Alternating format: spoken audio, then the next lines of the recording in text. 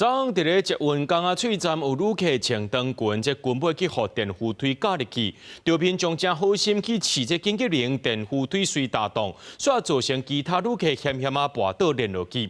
今年7月到今呢，这台北捷运电扶梯发生跋倒事故，尚无有落件。这台北捷运公司是提醒讲，这电扶梯上好唔通穿长裙，也莫穿一款塑胶鞋，边仔芳也唔通挖过去。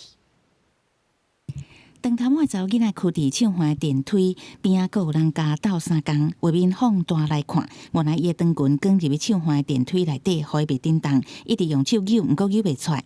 之前鞋子不是也会卷进去嘛，所以裙子也有可能啦，所以就是裙把要小心。自己走有时候会踩到真的有风险，一定会啊。所以你自己就是坐电扶梯的时候稍微拉一下。我自己就有从手扶梯上摔下来过，所以我会特别小心啊。这是伫台北捷运板南线发生的，旅客19暗时7点外，为3号出入口坐手环电梯去港仔喙站月台二车，军机意外卷入去。 热心的民众到市紧急开关，电梯早暂停运作。经过站长到场处理，通知维修，协助伊脱困。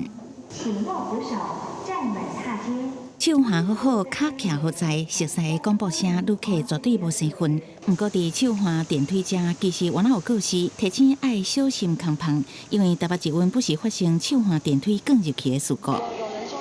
几个人？3个。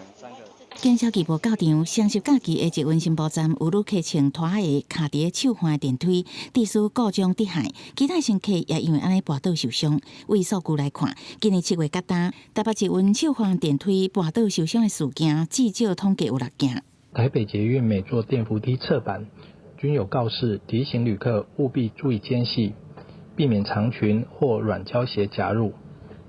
扶梯上也有张贴醒目的黄色提醒。 旅客穿长裙、拖头长裤，还是穿软拖鞋、布鞋坐手环电梯，拢要加注意。台北捷运尤其提醒，唔通挖进大帮，还是边仔的空旁，都惊无细字，唔若家己受伤，搁害到其他乘客。公司新闻采访报道。